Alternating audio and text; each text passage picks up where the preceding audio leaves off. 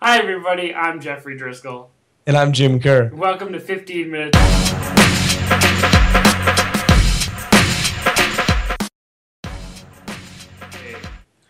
Well, let's start out this week on the ice, Jim, where the Toronto Maple Leafs became the latest team to bring the axe down on a head coach. The Leafs had lost 10 of 11 and fell out of the Eastern Conference playoff picture in the NHL. Will a new coach make the difference, sir? Well, that was a team that was driving off the cliff in a van or whatever it was that Ryan Braun was saying. Exactly. I mean, I don't know how much they're close to a playoff spot. Yeah. It's not like if the Oilers were to make a change, but at the same time they're not playing well, and a new coach could be the difference to just sort of shake things up enough to make up that 5 or so points. That said, though, it's hard to make up points, and it really depends on the other teams in that hunt. But I think Randy Carlyle is a good choice to take over in Anaheim, or take over after coaching in Anaheim. He had a good team there, and it was sort of the similar situation in Anaheim where it was a team that, by all accounts, should have been better, but just wasn't, and so they shook things up there. It worked out for the best, but for a time, they were a very good team there, and I'm sure the coach had a lot to do with it. But it's kind of interesting, the dynamic with him and Joffrey Lupul now in Toronto after kind of they had a bit of a beef before, but it's apparently water under the bridge. But it's interesting that it finally came to a head where they decide to fire Ron Wilson at this point in the season. Well, and again, who knows if it's... We always say this when the coaches get fired, but who knows if it was actually Ron Wilson's fault. I mean, we can't fire the players, right? But, even bigger than the firing almost seems to be the antics or the way that Brian Burke is being portrayed in the mainstream NHL media and to the mainstream media. And do you think that the antics of Burke have anything to do with how well or how poorly the Leafs are playing? Well, one thing that sort of stood out to me was, I believe he said something like, his goalies are getting too much of the criticism. Well, if I remember correctly, he called out the goalies in the media before the trade deadline. Yeah. So, part of that's you, man. Yeah, exactly. If you're going to call out your goalies and then say, yeah, the media, there's too much criticism of my goalies. Where do you think they got the quotes? Exactly. But he's, I wish I had a tie that I could undo and just wear around my neck now. I'm telling you, man. But he's your favorite. We all know that. Oh God, he's just making me so angry these days, and I know it shouldn't bother me so much. But just do up your tie or don't wear one at all. But who the heck do you think you are? Honest to God. Got a problem. You know that? Got a serious problem. Well, let's talk about one team that will be missing the playoffs for sure this year. That's the Edmonton Oilers, Jim. We won't talk about a possible coaching change this week, certainly, but we will talk about some new ideas coming out involving the draft lottery. What's going on there, sir? Yeah, and this isn't new ideas from the NHL, but it may find its way there. The Edmonton Journal's David Staples was talking about it on Twitter. He was at the MIT Sloan Sports Analytics Conference, which sounds above my pay grade. Yeah, exactly. But they were talking about when teams are eliminated from playoff contention. Said most teams usually tank at that point, which I don't think would surprise either of us. Right. But the way it is now, the team that finishes last has the best shot at the number one draft pick, and so it's almost in your best interest to tank at that point. They're talking about a system where once you're eliminated officially from playoff contention, the team with the most wins between that point and the end of the season ends up with the number one draft pick. So it's, say two teams are eliminated with 10 games left. Whoever does the best in that 10 games ends up with the number one pick, and it still gives the worst teams a better chance because they have more games to rack up those wins. Like, say, if a team's eliminated on the final couple of days of the season, they're not going to get that top draft pick. But I think that would be... It sort of reminds me of the race for the wild card or something in baseball, where, baseball, nothing matters until that final month anyways. But, yeah, I think that would actually bring, quite a bit of excitement to the last bottom feeder teams in the NHL.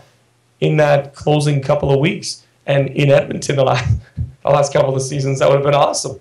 Yeah, and this season, it's an interesting idea. That certainly, especially gives the fans something to kind of cheer for especially in Edmonton. No, I agree with that. The place where I see this the most is, and you actually brought it up, and I was going to say is baseball. I mean, you look at the Kansas City Royals or the Pittsburgh Pirates every year, but last year, but like those guys are out of it after 20 games. You know, like even though you're right, it's the last month that matters, absolutely. But seriously, a lot of these teams are completely out of it right off the bat. And there's nothing to play for. And there's nothing to play for. I don't know how they get fans in their stands, honestly, when there's no way this team is going to make the playoffs, especially with such a small playoff picture, which we'll get to later on in the lineup here. Yeah. But this is an interesting way, and at least it would give something for fans to cheer for. I'm not sold on it, but I'd be interested in hearing a little bit more. Yeah, it's like a bottom half playoffs kind of thing. Yeah, exactly. Well, speaking of the Edmonton Oilers, and something to watch out for, something to watch for them while they're playing the last few games of the season here. What's left for them to prove? Well, I think in net, Devin Dubnyk's still got an opportunity to show the fans and show the team that he can be a number one. I still think he can be. Okay. But he's still got I think a bit of a ways to go until he's starting 40, 50, 60 games a season. Maybe it'll never come, but I think it can. There's some players that there's still time for them to show that they're going to be a part of this team going forward. I thought it was interesting to see Leonard Petrell playing top 6 minutes, and I think you did pretty well with the new Ginebra there. Couple of chances on goal last game, but guys like that, there's opportunity for them to really prove how valuable they are. I think Ben Egress after maybe a bit of a rough start, I think he's had a great season, and he could, he could really, further prove his worth in this closing few games. But I think it'd be nice for them to end on some kind of positive-ish note, because it's been a rough year. So if they could round out the season, playing good hockey, I think that would make a lot of people in the city pretty happy. Yeah, I agree. I think this is a time for players like Nick Schultz to get used to playing with some people that hopefully he's been playing with a couple of years and some serious minutes over the next little while, over the next few seasons. And I think you're right about people like Leonard Petrell. Boy, he's getting his chance, that kind of thing. And you're absolutely right about Devin Dubnyk. It'd be nice for him to prove that he could be a number one goaltender. I'm not as convinced as you are at this point, but I'll take what I can get. That's for darn sure. On to some Major League Baseball news this week, where they're expanding the playoffs, sort of. What's going on? Yeah, there's a second wild card team, which sounds awesome, but they're just going to play the other wild card team in a one-game playoff. Right. So is that an expansion? Kind of an expansion. Yeah. It's a bit of a cop-out to me, but it's basically guaranteeing one of those sweet tiebreaker games every year. Right. But a one-game playoff? Are you kidding me? I don't really know what the point is. Is it money? It's almost kind of like a half measure. Like they're like, oh yeah, we're totally going to expand the playoffs. Yeah, and then not really, and we're just going to have one. It's kind of a cop out there. You're right. Yeah, to me obviously it is an expansion because they're adding a team for one game. Yeah. But really, that's the big thing. And huge news. Yeah, that's brutal. Yeah, exactly. So the Blue Jays might make it for one game. For one game somewhere else. Good thing they're playing 100+ games a year for that one extra game, down the stretch. And that's what they were worried about. Ooh. Too many games. Jeez, brutal. MLB worried about too many games. Yeah, exactly. Well, while we're talking baseball, Ryan Braun has been cleared of that doping allegation because of how the sample was handled. Sounds like you got off on a technicality. That's like a Law and Order technicality. What's the deal there? Yeah, it's tough to figure out what exactly happened. But the guy who took the sample even came out and said, "I did exactly." I guess he had it in his fridge or something. But I guess that's protocol. Like if they can't get it out that day, it's in like a sealed container in a sealed bag in the fridge or whatever. Yeah. And yeah, I guess there was something about the way it was handled, so he's off. and I guess everything's back to normal. Maybe a half asterisk. Yeah, exactly. Anything he's if ever we're done. talking about asterisks here, let's put in a halfie here. I like that. I like that a lot. We're going to move on to the GABBYs now. These are the good and bad by you. We take the best and the worst in the world of sport and usually make a little fun of it. This one's not. We're not going to make fun of this first one here, Jim. Let's give a big good to Francisco Herrera, the LA Dodgers bat boy. Wound up getting a tryout for the team. He's playing catch with a player who was recovering from injury when the player noticed that, the bat boy had a good arm. There's some YouTube videos of him making some sweet grabs down the foul line. Man, that would be one heck of a movie of the week starring, I don't know, Brad Pitt or something, if this guy could actually make it. Yeah, I mean, he is a baseball player. Right. It's not like he's just some guy. That's right. And like he's a grown man. That's right. It's not like he's 12. No. But still. Bat boy. Pretty awesome. Like some rookie of the year stuff. Yeah, that's right. Little kid pitching in the majors. Good for him. Let's give a good to the LA Clippers. We're a bit of an internet phenomenon this week for something other than alley-oops. That's right. Turns out they've been made a bit of a game of photobombing each other on the airplane while guys are passed out sleeping and then posting the pictures to Twitter, which is hilarious. Absolutely hilarious.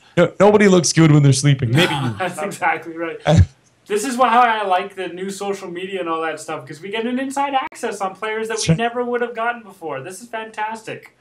Especially because, usually on 15 Minutes of Fame, the LA Clippers are on the bad side of the GABBYs. So it's nice to give them a good every once in a while. Continuing on good, let's give a good this week to NASCAR driver Brad Keselowski, who tweeted a picture of a big fire at the Daytona 500 last week from inside his car.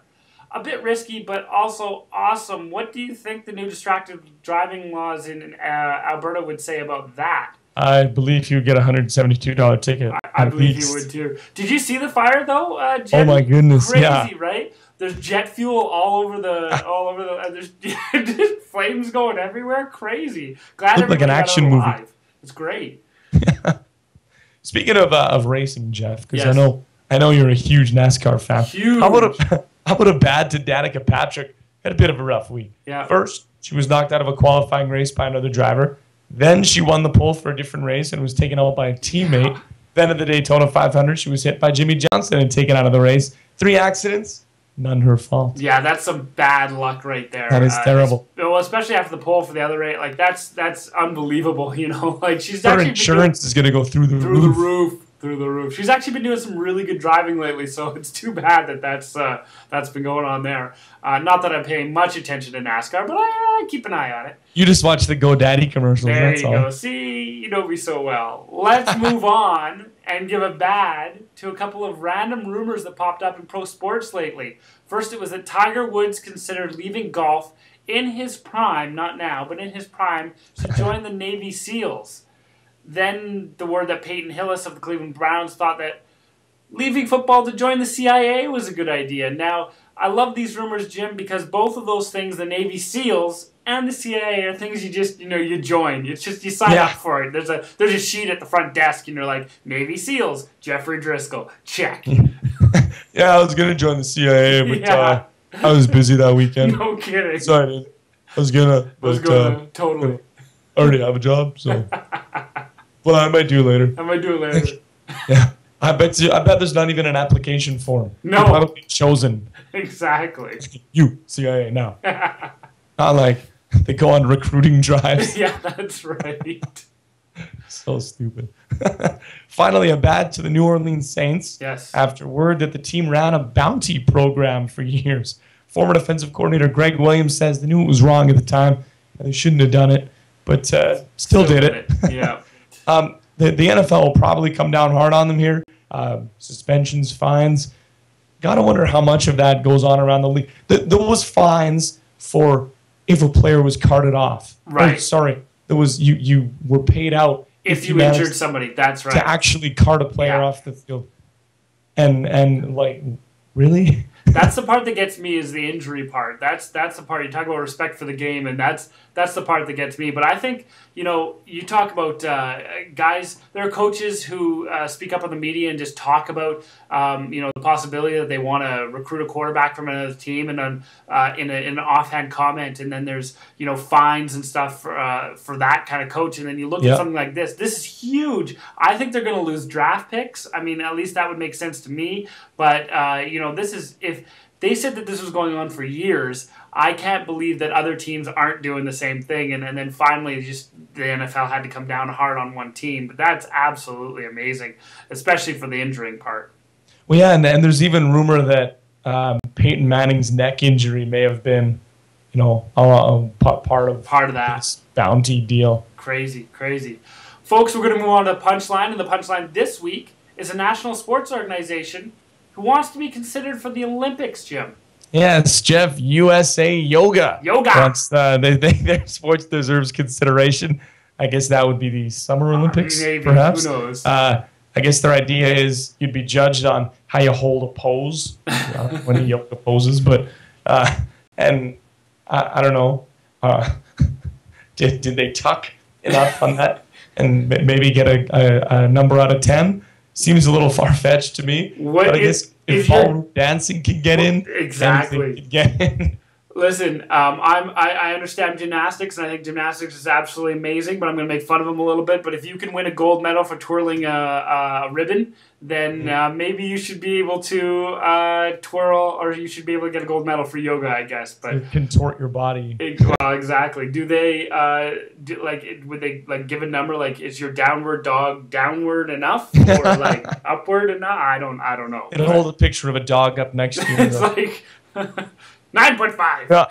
Yeah, that's good. That's good right there. Exactly. But would you go up one at a time? Oh, yeah, maybe. They'd pull one out of the hat and say, "Oh, the backwards something or other." Grasshopper, exactly. Oh, that just shows how ignorant we are of yoga, and probably going to get some letters for that. That's okay though. We're okay with that. All right, folks. Well, that's our 15 minutes of fame up for this week. If we don't get too many yoga letters, we'll get a whole new 15 minutes of fame next week. In the meantime, I'm Jeffrey Driscoll. And I'm Jim Kerr. Have a good week, folks.